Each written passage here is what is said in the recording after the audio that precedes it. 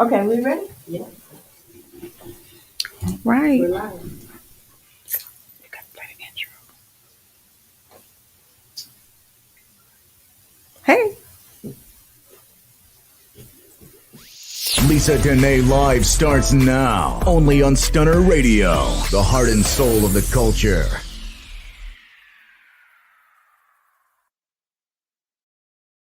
Hey, it's your girl Lysa Denae. Happy Juneteenth, everybody. Yes. It's Happy Juneteenth. I'm so excited about that. Me too. It's like the world is finally catching on. Finally So recognizing. yes, it's a beautiful thing. Happy Juneteenth to everybody. Happy Saturday. You're here on Lysa Denae Live, brought to you by Stunner Radio.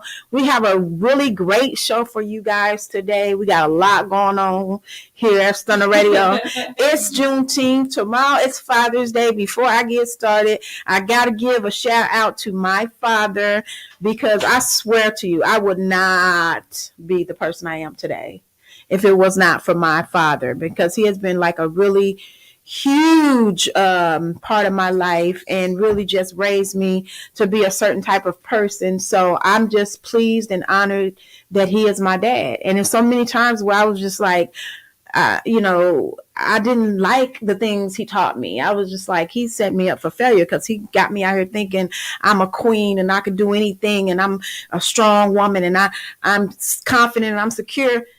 But I realized, yes, that was right. He was all the way right about that. The rest of the world got to catch on, right. But he was right. Okay, I deserve everything that I desire, and I thank God that I had a dad. I have a father like the one that I have. So shout out to all the fathers. We have a wonderful show for you guys today. We have Veronica Pennamon. I hope I'm saying your name right. And she is with us today. We also have an interview with Vincent Victoria. We are going to be doing the red carpet for his film screening tonight called Black Shadi. I went through this whole thing on how to pronounce it with him. I hope I got it right. So Lysa, the boss lady, is here. I am here. Happy Juneteenth. Happy beautiful Saturday. And I definitely want to give a shout out to my dad as well. My dad is a little bit different than other dads. He's older, so you have to deal with how older folks they can be more ornery and they can be more just old-fashioned. But I'm grateful for my dad. I'm definitely a daddy's girl, and he has never not treated me as such. I think I slept with my parents till I was like 15. When I started liking boys is when I stopped sleeping with my parents. Oh, wow. That's because I had to get my own phone line and be able to talk to the boys, and that was the reason I stopped. And when I go and stay, back when I was single, when I would go and stay with my parents, my dad would sleep on the chaise and I would sleep with my mom. Mm-hmm. Oh wow, she's spoiled. I'm the last one. Girl. He thought I was going to be a boy, hence the name. My dad's name is Elroy and my name is Alicia. Uh-huh. So he was trying to get his Elroy in there somewhere. So shout out to my dad. I pray that he will make 92 in November, but he is still kicking at 91. And that's a blessing. That is such a blessing. Yes, and my dad's still kicking, working every day, still an entrepreneur, still doing the damn thing at 79. So yes. I'm just very proud. I'm very proud of him. Veronica, you want to give a shout out? Yes. How y'all doing? I'm so excited to be here today. Y'all have to excuse my voice. I suffer with allergies and sinus, and this heat has just been doing the most. With that, and it's clear to me kind of working a whole lot better. But I would love to give an amazing shout out for my dad, Mr. Lonzo Brown, which we call LB, and I call him my ride or die dad. He came into my life when I was 18. I had just had my first son. I was finna get married in a few months. So it's like he was meeting me for the first time. They had to give me up at the same time to a man, that he hadn't had a chance to meet, which also became his son-in-law. And ever since he became a part of my life, we've just been inseparable. And I also found out that I had another sister. And so just the three of us, we're very close. He's very supportive. He's positive. He's a great husband. He's a hardworking man, just strong. And he got his job closed down 3 or 4 years ago, General Weldon, and he had to take an early retirement. And he got unemployment for a little bit. And then he, took his early retirement. And then 11 years ago, his wife got on dialysis. They've been married for 26 years. Oh, so, wow. Yes, and so we've been going through things with her for the last few years. So he'll, been getting a little bit, little worse. But now she's in a nursing home for right now for rehab because they had to amputate her left leg. And just to see the strength of him, how he been taking care of her by himself. Getting her back and forth to dialysis, cooking for her, cleaning, helping her bathe. Yeah. And I told him now it's time for me to step in, to help because you don't have to do it by yourself anymore. And so 3 days a week when I get off of work, I go help him give her a bath, so she can be fresh for dialysis. And just to see him, the love he has for her. And I look at that now and, with finding love, and I said, that's what all women desire. Because at the end of the day, the body is going to wear away. The body is going to change. Looks is going to change. Your sexual organs are not going to work anymore. Well, And then you want to know what is this relationship about? What is the foundation of the relationship? And if it's not genuine, true love, another man in that situation would have been left or been had a woman on the side. And he goes there daily, every day, and sit there with her and help her, whatever. And I looked at that and I said, that is a king, a strong man, a strong father.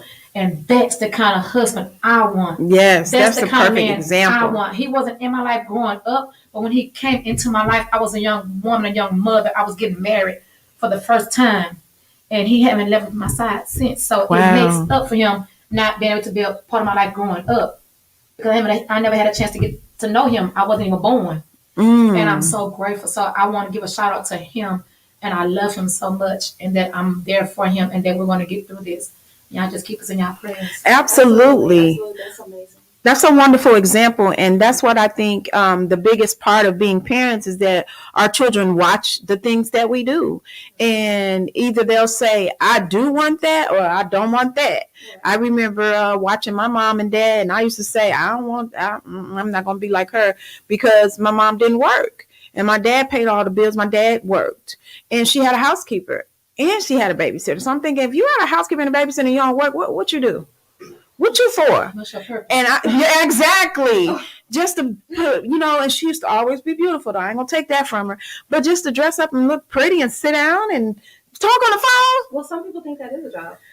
And to some people that is a job. I didn't like it, and I said to myself, I will never be that. But then when I looked at my dad, I would say, that's what I'm going to be right there. So I never looked at her like, oh, I want to be like her. I saw my dad and I was like, I want to be like him. So I'm just studying like my daddy, studying like my daddy. That's all I'm doing, So it's Father's Day weekend. It's Juneteenth weekend. It's so much to celebrate. And we are so happy to have our very special guests here. We are going to take a quick break and hear from one of our sponsors. And we'll be right back with our interview with Veronica. No, we'll be right back with our interview with Veronica Pennamon. I hate you, but I love you at the same damn time. Baby, cause the love that we made. You are now in the presence of a real one. You are now in the presence of a real one. You are now in the presence of a real one, a real one, a real one, a real one. Catch my smoke, smoke, catch my smoke, smoke, catch my smoke. I hope you don't choke. You're looking crazy cause you thought it was a joke. And we are back right here on Stunner Radio with Lysa Denae live. Thank you so much for tuning in with us today. It's Juneteenth. It's Father's Day weekend. We got a lot going on. But right now we're going to hear from our special guest, Veronica. Veronica, how are you doing? Tell the people who you are and what you do. Hi, Lysa. My name is Veronica Pennamon, guys. How y'all doing? Peace and blessings. Namaste. Happy Juneteenth. I'm so excited to be a part of history on this day. It means a lot to me. My ancestors was my last name, Platt, my maiden name, is from a slave name, and my ancestors were slaves, and that's where the name generated from. And I researched my family history through Ancestry.com, so I'm super excited to just know that my ancestors played a part in making this happen for us, and me being able to be alive to experience that. Right. So I want to talk about myself a little bit. I'm a full-time employee. I'm a manager at AutoZone. I have 3 boys. My oldest is 25. I have a 23-year-old, my second oldest, and my baby son is 21. And I have 4 beautiful grandchildren. I have 3 boys and a granddaughter. And I say they are my little royal family, my little prince and princesses, and heirs to my legacy and my throne that I'm building. And so I just love them so much, and they are my why. And the reason that why I'm building up my company so that I can leave a legacy for them and their children. And I'm excited to be here today. This is my second time being here, and it's always great to see Lysa again. We was partners at one point, but we're gonna be collabing soon. It's always good to see the other gorgeous Miss Lysa too again for the second time. Yes. It's good to see you.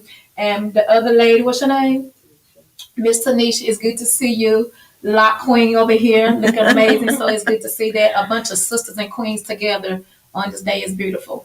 So I first started writing my book, Finding Love Again, in 2009.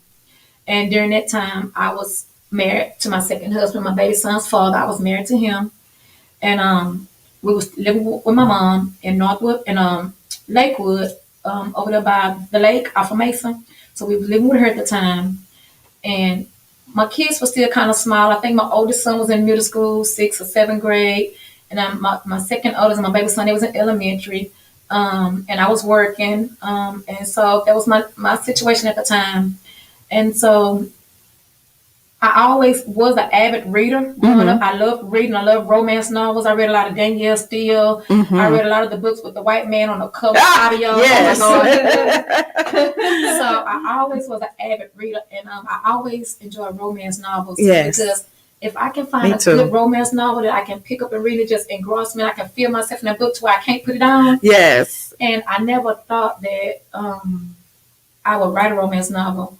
But I used to always love to write. I knew I wanted to be a writer, but I never knew what genre I was going to write about. And it was God that put it in my spirit, in 2009. And I was sitting in the bed, and I had on my husband. I said, I want to write a book. He said, what you want to call it, baby? I'm like, I don't know yet. And so a couple of days later, I waited, and God put it in my spirit, to name it Finding Love Again. I didn't know why. I'm like, I'm married. So I didn't know why that tells me Finding Love Again, and I told my sister I was gonna write a book. She said, "Do it, sis, do it." My baby sis. So she's my promoter, my media tech. She's on my business team. So I love her so much. She's very supportive. And so I started writing in a tablet. So I started writing on my book. And around 2015, I was working for a group home with CPS kids, and I ran across my book coach, Mr. David Preston, who is also an author. His book is called Love is a Verb. Love is a Verb, ladies, and it is great. Okay. It's a lot of great information about that, a lot of things, for relationships and stuff, for what to do in relationships to keep the spark there. So it's a great book also. So he started coaching me on my book. So at that time when I met him, he was one of the teachers. He also have his own nonprofit called Spring Enrichment. And so I was in his class one day with my girls. And so we was just talking about, life and goals and stuff like that. And I was telling him, I'm working on my first book. And he was like, really? I'm like, yes. And so I told him the name of it. And I'm like, but I'm at a standstill. And I didn't know what direction I wanted to go in. He's like, what you mean? I'm like, well, I have 15 chapters. I'm like, so I don't know if I want to keep it at 15 chapters or write to 20 chapters. And he was like, well, let me take a look at it and see what you got. And so I gave him my manuscript because I had it, printed out. So I gave him my manuscript, and I think he kept it for about a week or whatever. And so that's also one of the things he does. He helps people, publish books and stuff like that or whatever, any kind of media content creator, flyers, cards, book covers and everything. And so we got the collabing on my book and talking about what I wanted for the cover and what I wanted it to look like. And so I told myself, well, I wanted to be a man with a bald head. He must look sexy. They got to be black people. I said, I want to let him look sexy. So I'm giving him the vision what I wanted. And so he like, okay. So he writing everything down. And so he was like, what could we want the background to be? I'm like, I really don't know, but I want it to be something where it's going to pop out and catch the reader's attention. And so it was 2 covers that he actually worked on. And so, but it was that cover that that I knew that it caught my eye, and I knew that the readers was gonna love it. And so So what is fine? So is it a romance novel? it's a romance. Yes, it's a romance novel. Okay. It's a romance novel. Okay. And so it's about my main characters are Casey and Simone. And Simone is from Chicago. All right, Simone. Hey, girl. Simone is a marketing executive, so she's a boss queen, boss ladies. So she's a boss queen. And unfortunately, the company she was working with in Chicago, Marketing Enterprises, had to downsize. Mm. So a lot of employees got laid off, or either got sent to other sister companies to work. And so at first, Simone got laid off. And then her boss called her, offered her the opportunity to go work in Los Angeles, California, with the sister company of Marketing Enterprises. And of course, she accepts. So during the process of her, moving to Los Angeles, taking her flight, she meets Mr. Casey Durham on the plane. And they obviously are strangers. They don't know each other. Casey is 6'2", bald head. Okay, we know you love the bald head.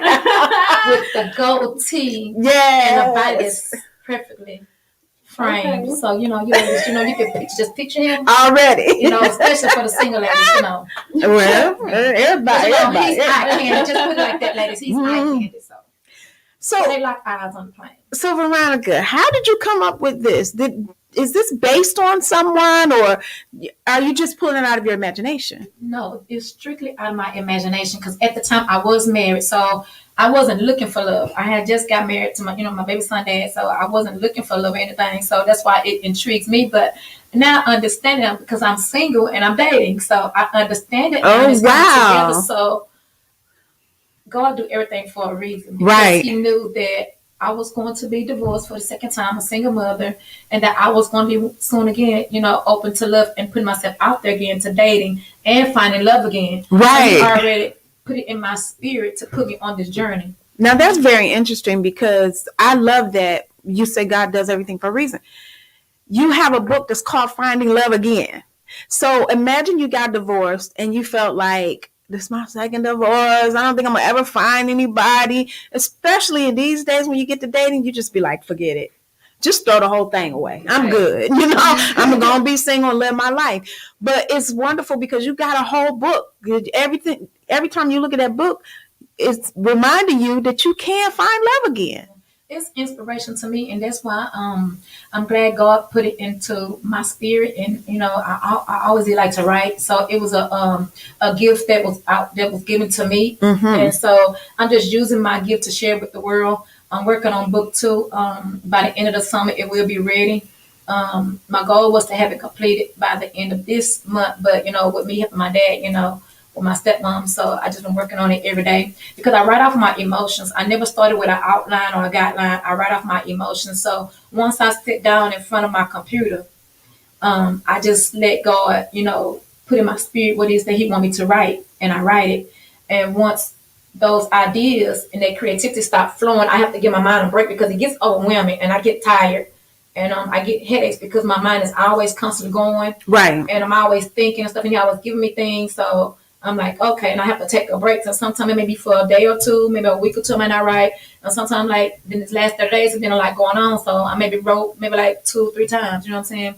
So my goal is to try to just push myself this week, for the rest of the month, start, at least 30 minutes to an hour, so I can get it done. I have 15 chapters. I have 10 chapters now. So, no, I have 10. Yeah, I have 10 chapters now. So, I have 10 more chapters to write. So I say by the end of July, August, by the end of summer, I should have it ready. So what is going on with work and family, responsibilities I have going on? I can be able to get it done. So what is the second book going to be about? The second book is the series To Find Love Again, Part 1. In book 2, Casey and Simone gets together in book 2. Oh, so they didn't get together. Not in book 1. They didn't get together. Okay. When they locked eyes on the plane, she didn't know that Casey was going to be her boss. So when she made it to Los Angeles and moved and got set into her home, when she went for the interview at Corporate Enterprises to meet her boss, when Casey stepped off the elevator and realized it was the mystery man on the plane, that the attraction was there from the beginning. And they started working together because he had to train her on everything. And the thing about that, you know how it's a rule, you know, on jobs to where bosses can't date, you know, their employees or their subordinates. So that was the situation.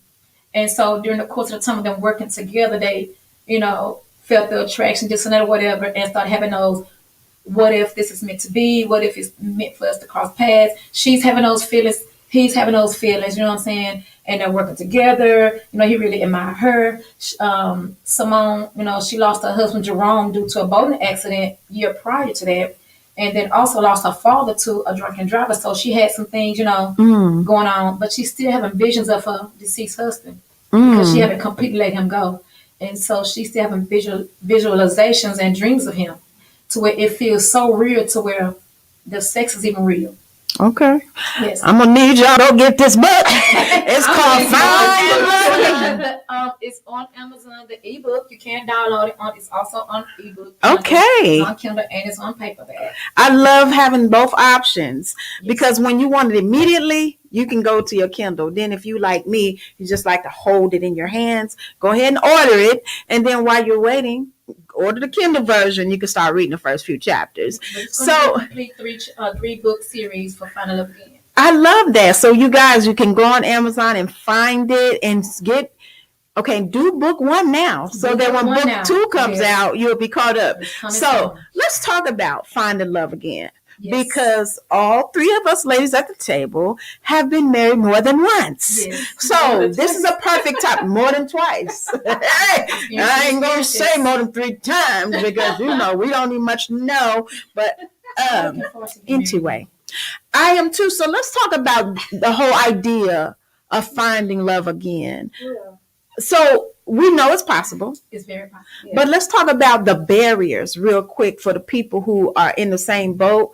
Because right now it's like, do people even believe in love anymore? It's like trash. It's like they don't. It's so, people feel like it's overrated and it's so hard to get out and date once you've been through, you know, a couple of divorces or failed relationships, you know, and people's actually afraid. And I've been seeing it. I'm a part of a lot of groups, authors groups and relationship groups because on this journey, my goal is to network because this is big. You know what I'm saying? I want this to be a movement. I want people to get back into, you know, not giving up on love. I never thought about giving up on love. My first time getting married, I was 18. I was married to my first son for 15 years. We have one son, my second oldest, he's 23. And my baby son, dad, you know, we was married for 6 years. And he was my best friend. We was like, already like friends for like 20 some years. So we got married, you know what I'm saying? We met at, you know, a very young age and lost contact and reconnected. So during those experiences, I never stopped giving up on love or believing in love because I'm a hopeless romantic. I love love. I believe in love. That's just what Libras do. So I wear my heart on my sleeve.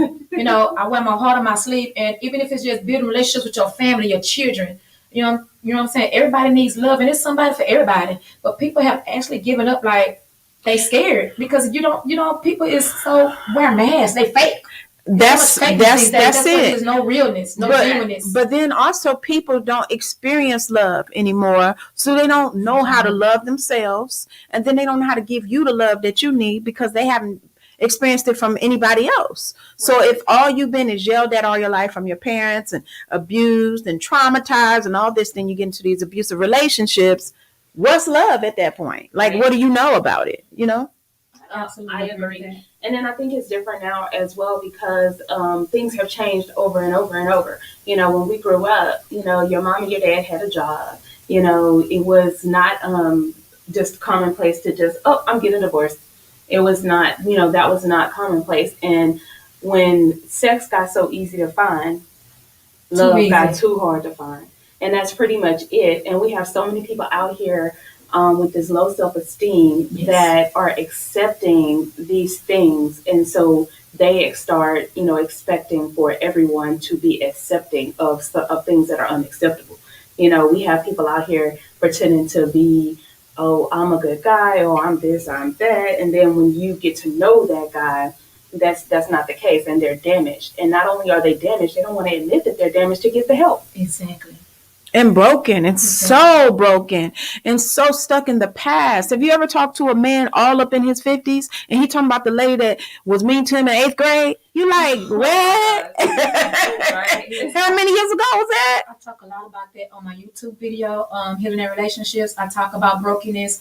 I talk about toxic relationships. I talk about boundaries. And it's a lot, even from my experiences, me getting married at 18. I didn't have the best childhood growing up. I learned strength from my mom. She was a single mother. She was a great mother. We didn't have the best growing up, but I learned a lot of valuable lessons. I learned to not take life for granted. I learned to, not be materialistic. I can afford those things because I didn't have it. So it don't bother me because I know I can get it. I learned, how to be strong and be independent, and, you have to fight for what you want and not give up on your kids. I commend my mom because, she raised me as a single mother, from birth to 18. And I just look at her. She's, I also happy Father's Day to her too. You know what I'm saying? Because she was my father for a long time. Because of her childhood, my mom she wasn't too affectionate, but I knew she loved us, and, I didn't hear it a lot, she didn't hug a lot because of how, because what she the way they was raised. And so, and I feel like, I look at what my experience I've been through being married, and being a mother, being a wife. I look at a lot of things I could have did different. I learned a lot to know that, that when I do get married again, if I do get married again, I know, what I want in a marriage this time, what I don't want. I know how to look for red flags now, because I'm healing and I've healed from a lot. I know my worth. I know what I deserve. I'm not going to settle anymore. I refuse to settle. And so I'm learning to put boundaries now when I'm, allowing myself to get out and date. I know what to look for, to not know. I'm not no BS up front. I need you to drop the mask right now because I need your attention to be known up front because you're not going to waste my time. Absolutely. I'll be 44 in October, and that is my mindset now. It's something about in your 40s. I just look at life different. Girl. I don't have time. I'm on a mission. Yes, ma'am. I'm on a mission to build a legacy. I don't have time. And if you don't have a plan, I'm healing. If you don't have a plan, move along. Somebody gonna come that do have a plan. I think that is so true what you're saying, because it seems like when you hit your 40s, you just be like, I ain't got time to play around. Exactly. I'm tired. Yes. Tell me the truth right now. Okay. And we can decide how we're going to go forward, if we go forward. Right. What is this going to be? That people, this, I feel like this. People shouldn't put a time limit on love. You can't put a time on love. People, put pressure on. You should date, 3 and 4 years before you get married. I believe in love at first sight. I believe it, when you see that person, love at first sight, and hello, why wait? Somebody told me. The love of my life. Why wait? Tomorrow's not promising. We gonna get married tomorrow. That's their business. You can't put a time limit on love. Yeah. My first husband, we met, we dated for 8 months and I got married. My second husband, my baby son dad, we lived together and dated for 2 years and got married. We knew each other the longest. But guess what? We was married for less than a year. My first husband, we dated less, got married in 8 months. We were married for 15 years. You know what I'm saying? So, but I think that we're taught that it's supposed to take a certain amount of time, and it's not real, because it's like you said, with my first husband, we knew each other since we was kids. We was like going to school together. Our parents knew each other, so I felt like I knew him. But when we got married, I realized, who are you? Like, you're not even the person I thought you were. Right. And even though we were married for 11 years, I knew it was not a good fit year one. But because of how I was raised, you're supposed to hang in there. We went to counseling. We tried everything. I was like, this ain't it. This ain't it. It was definitely my goal to, because I didn't grow up with my mom and dad married. So I was raised in church. I looked up to my pastor and his wife, and she was a great mother figure to me, grandmother figure. He was a great father figure to me. And so looking at that, I knew, and growing up in the church, I knew that I wanted to be a wife. I knew that I wanted my marriage to last forever. I knew I wanted to raise my kids in a 2-parent household, and I stayed that long as 15 years, in a toxic marriage, abusive marriage, but, we both was young, got married early, but I had to get myself out of that toxic environment for my kids. And it was the hardest decision I ever had to make. Yeah. I got married at 18. When I left, I was 32. That's who I knew. My God. It's like all your 20s. My kids, my 20s. And then I got married to my baby son dad in my 30s. So my whole 18 to my 30s, I was in long-term relationship marriage. You ain't had no hot girls. No. See, that's how I was. I got married when I was 22, and I got divorced 11 years later, so I was 33. And my whole 20s.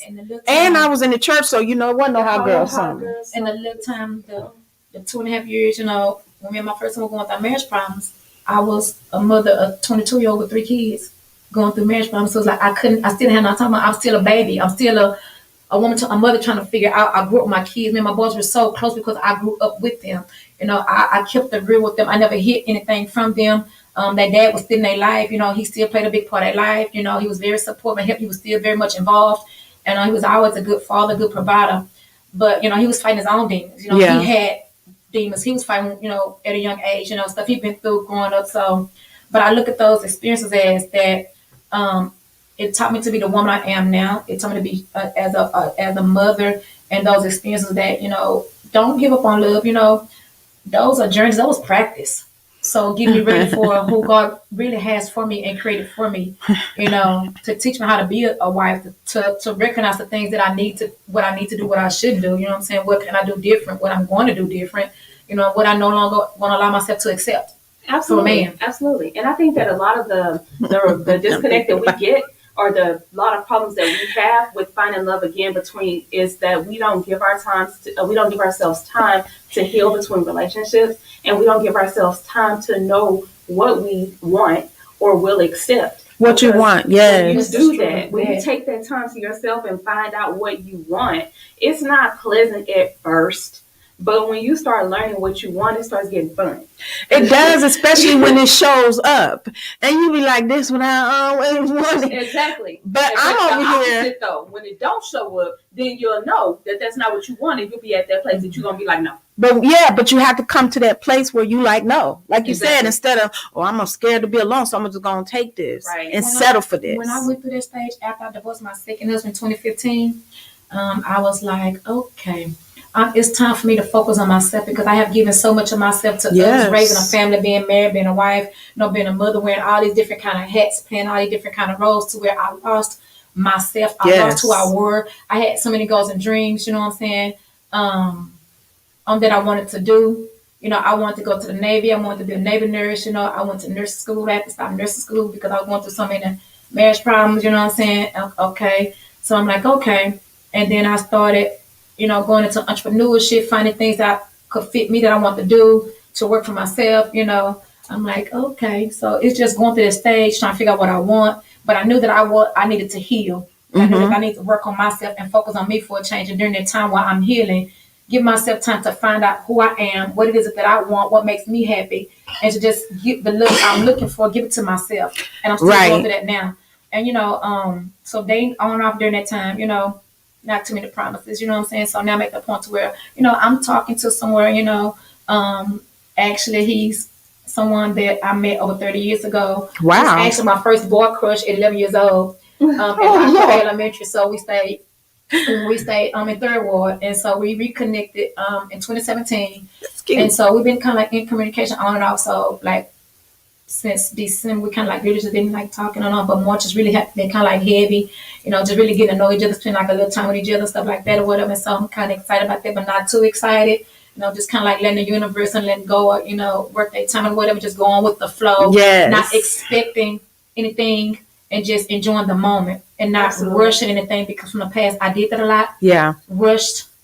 And I'm learning my the things that I played, the part I played, because I had things in a childhood that I had to do. And those were some of my triggers and things that I showed in relationships that I could have contributed to, things too, also that I put myself in situations that I shouldn't have been in, I think that's the key. Permanent when they're not supposed to be sometimes. And I feel like I had to understand that just because we have kids by people sometimes, that mean they meant for us to be with them or be permanent in our life. So I'm enjoying my singleness now. Because I've been in a long-term relationship for a while, so I'm enjoying it. And I don't feel alone. I'm not lonely. All of my boys at home, so I'm loving that. I see my grandkids a lot. I do things, spend a lot of time with family, friends. So I'm not lonely. I am talking to someone, but so we're just going with the flow. So I think that's the key to being successful in your love life. You have to learn from your past relationships. You find so many people who do the same thing in each relationship. Same thing. They had this problem with this person, the same. But it's something what you said. I'm going to do something different this time. Because the other 2 times I rushed, I'm going to take it slow this time. And I think that's what I feel I've come to in my own personal life is I'm going to do something different this time. Because in my past, I was always in control. I say when we get married. I say where we live. I say what happens. I say when I'm your girlfriend. I remember when I was in the 7th grade, the new boy came to school. I will never forget this. I was like, I'm going to get him before anybody else. Yeah. So I was like, you got a girlfriend? He said, no. I said, you do now. Her name is Lysa Patterson. I'm going to go tell everybody. Let them know I'm your girlfriend. And I've been the same ever since. But I realized at this age, do something different. Girl, that ain't work. It didn't work when the 7th grade, and it ain't working now. So doing the same thing over, expecting a different result. But I'm so happy that you said that, because I think people don't look at what did you do? What was your part in it? And so I had to look at that, because it was some things that they did wrong too. But I had to look at the fact that you ran everything. That's why you made the decisions. You said when you was going to do this, that, the third. You said where you always going to live. You said what kind of house you going to have, when you're going to get married, everything. So now I'm like, let me just let the man be the man. And I learned that. Just sit down and let the man be the man and learn how to follow. Now, I'm not going to act like it's easy, because it's hard for me. It's hard. It's hard. When you used to running everything and you got a man to tell you, sit down somewhere, I got this. Because I always knew my worth, and so that's why I'm like, okay, this 15 years, I've been with this man since I was 18. You know what? I can't do no more of this. And when I had to, it took me a minute to mentally, because of my kids. Mm-hmm. And even though we have one together, I met my first one when I was 6 months pregnant, my oldest son, and he raising this, and this.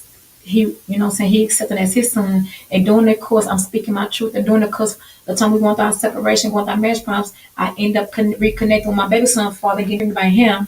I have my baby son. And then end up, then my first one ended up getting back together, working on our marriage. And he accepted him and continued to help raise him.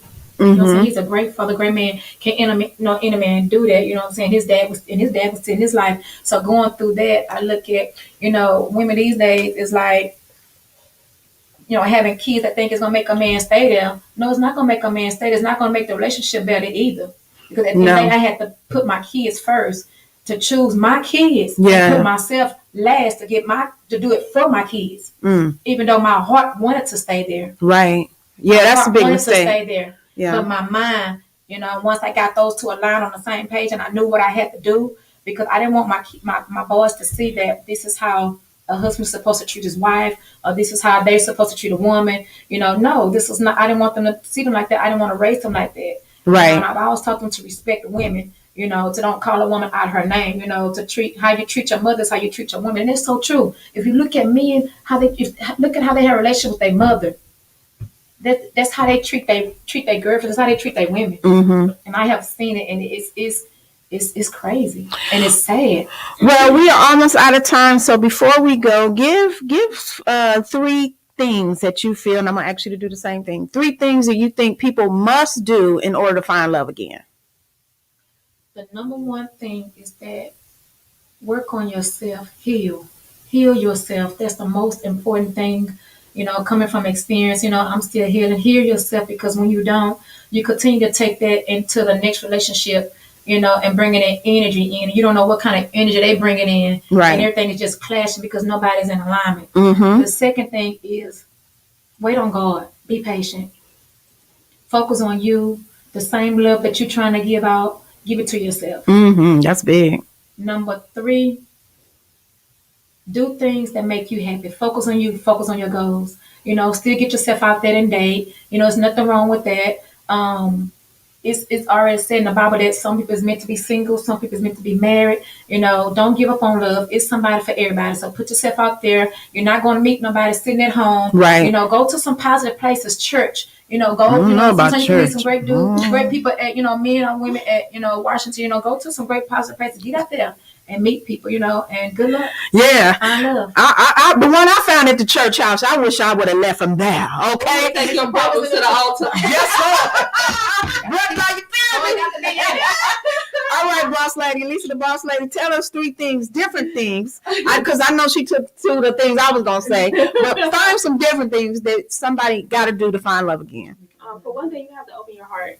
You have to make yourself acceptable to love. You have to make yourself open to love. And what I mean by that is a lot of people have this wall up, and they're so scared of being hurt.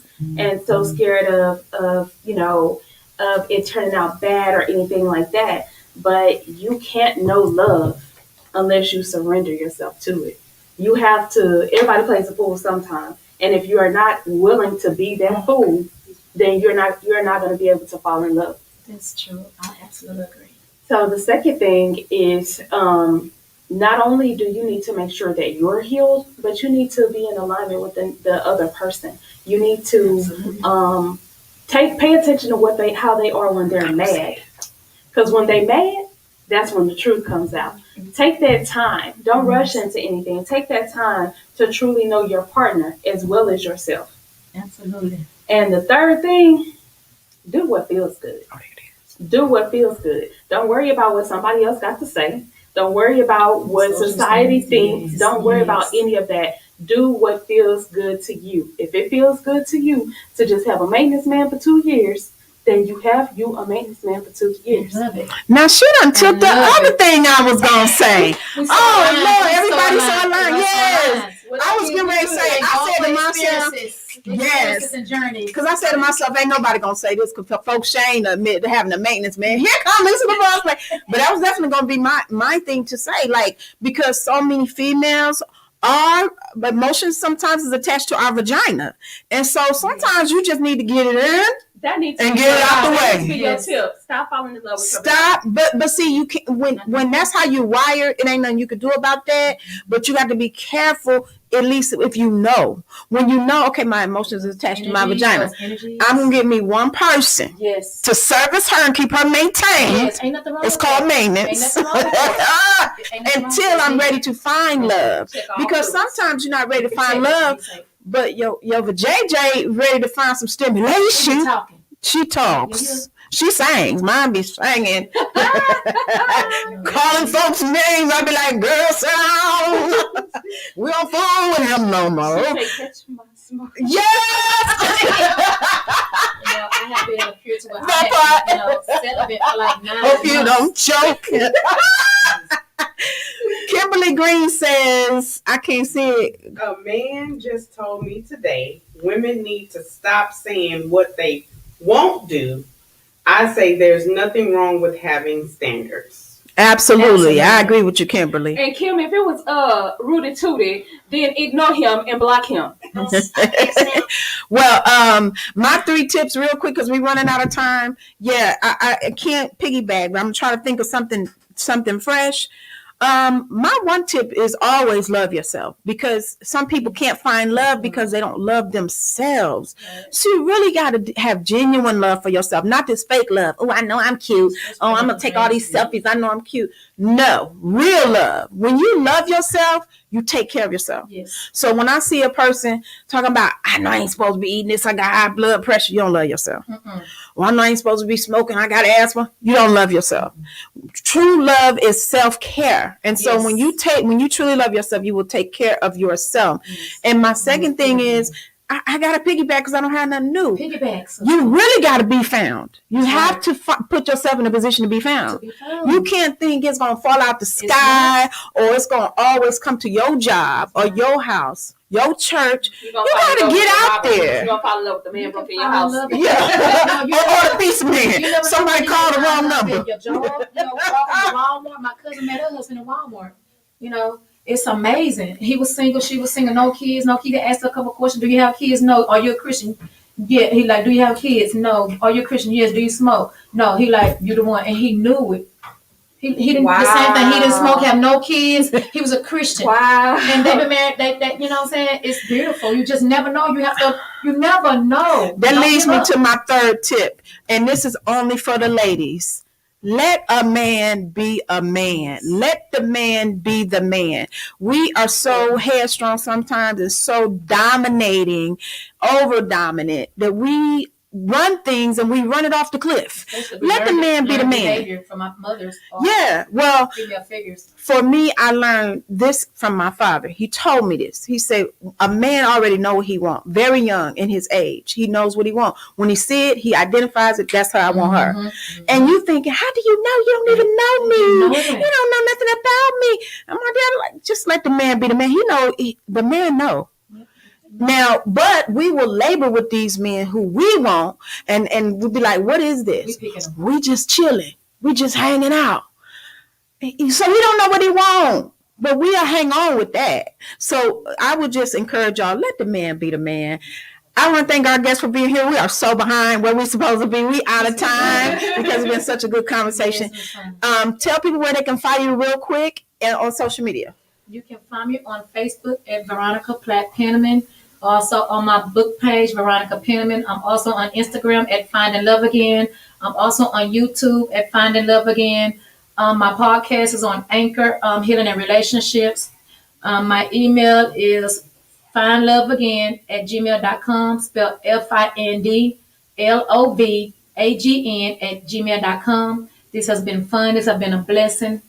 I love everybody. Peace and blessings. Thank you so much. We're going to take a quick commercial break, and we'll be right back with our interview with Vincent Victoria, the director, producer, writer, and the man behind Block Shadi.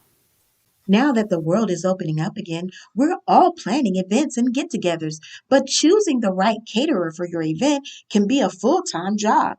Don't stress, just contact Jet Catering Services and they will take care of all your needs and allow you to focus on your guests. No matter the occasion or budget, Jet Catering Services can make your event memorable and your guests will be amazed.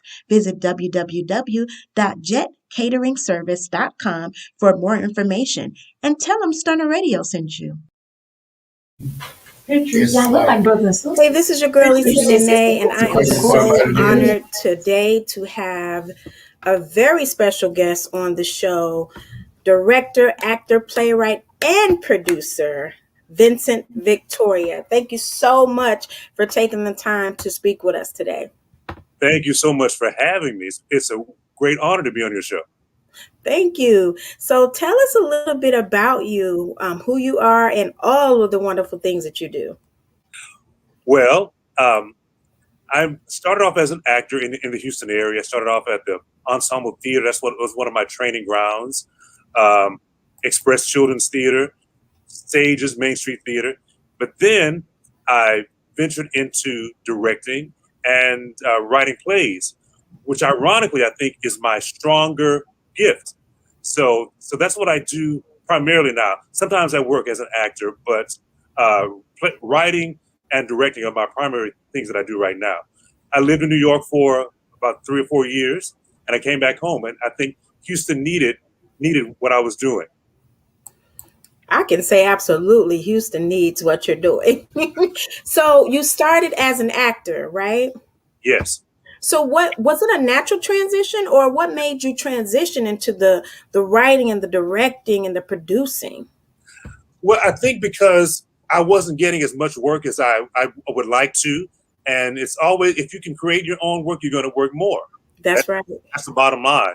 If you create it, you never will be out of work if you create your own work. Right. Do that. So I've been fortunate enough to have the gift to put words together and direct shows and have a vision for putting plays together. So but the rest is Vincent Victoria history. Yes. So I was looking at the event that is coming up this Saturday on Juneteenth, the film screening. I want to allow you to pronounce the title because I got a feeling that I'm saying it wrong. It's really easy. It is Block Shadi. Oh, that sounds so good when you say it. Block Shadi. See, you got it. That's easy. And it's the translation is basically Black Cherry. Okay. A little about the film. Sure. It's adapted from one of my early called Black Shadi, and it's about the first African American girly magazine, which was started in the early 1950s. A man named Dan Burley, and actually, this is a rare copy of that magazine called Duke, which Black Shadi is based on, and it only lasted 6 issues during its run. Because of funding, it was hard for an African American man to get funding for magazine, so he really had no sponsors for it. So it only lasted 6 issues in 1957. And I saw this little article about the 50s in a book that I was reading. And I never heard about the magazine myself.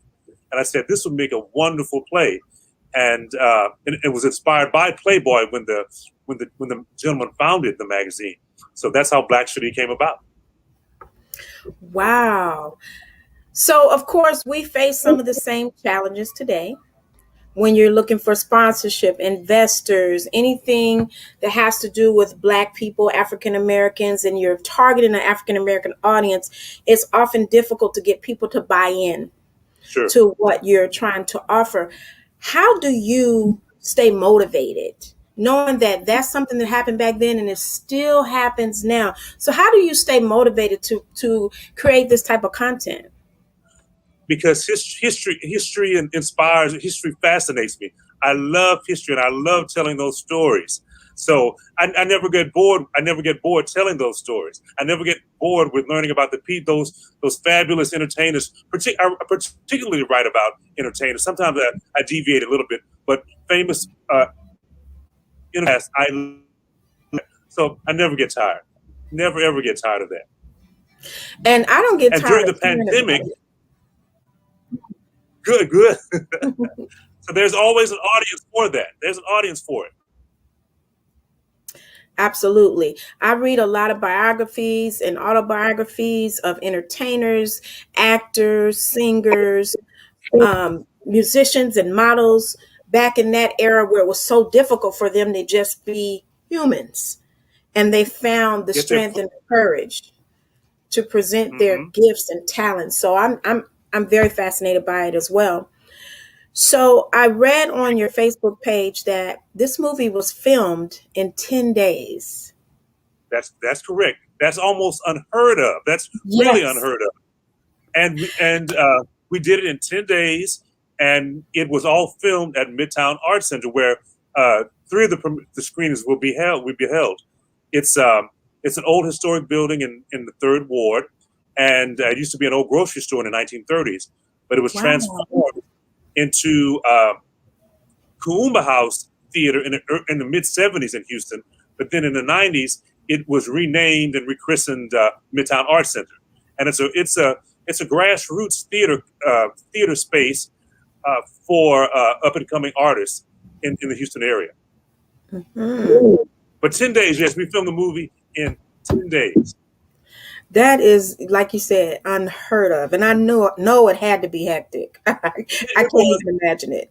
A lot of late nights, and coming from a theater background, which is my primary expertise, it was difficult in some regards because it's more of a collaborative effort. As a director of a play, I have more control over than I did with this. But in film, it's totally collaborative, and you have to depend on so many people. Like waiting for the movie to be edited. I wanted it done yesterday, but it'll be done tomorrow. So Right. I wanted to ask you, because of the nature of the film, we're dealing with Black female sexuality. How do you see it today? Like, we've seen a huge shift, especially in recent history, in our current times, of Black female entertainers have no barriers when it comes to expressing their sexuality. Do you feel like there's ever too much? Or do you feel like as long as a person is, and just, personally, your personal opinion, as long as a person is being true to themselves, it's okay? Or do you feel like some of it can be a setback for women?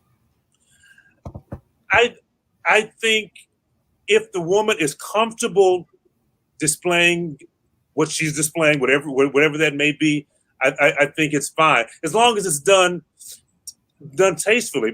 Because people like that we talk about in the movie, Lena Horne, Dorothy Dandridge, they always wore sexually provocative clothing back then. They always wanted to appear, sexy at some point. That was part of their image.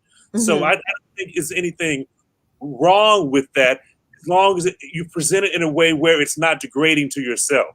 You can be sexy without being degrading or vulgar. There's ways that it can be done because I totally agree. we are of course sexual beings, so we want to be sexy. We want to appear sexy to someone. Absolutely. I know I do. And I agree with you. I feel like there's a way to do it. There's a way to express yourself and be sexy and be sensual without being over the top and Exactly. degrading. Yeah, I agree. And I kind of gravitate to the old fashioned sex appeal that is not giving you everything, just give me a Right. little tease. That You know? is exactly, give you a little taste, but then I'm going to close that door again. You're not going to get the whole cake. You're just going to get a little bit. You're just going to get a little bit of the cake. You know? Right. Absolutely. So we're going to take a look at the trailer, and then we will come back and be able to tell people how they can get tickets, how they can follow you on social media, and how they can support this project and any future projects. We're going to take a look at. Can you say it one more time for me? Block 30. Block Cherie. Here we go. Take a look at this. Man, I told you I don't want to see no.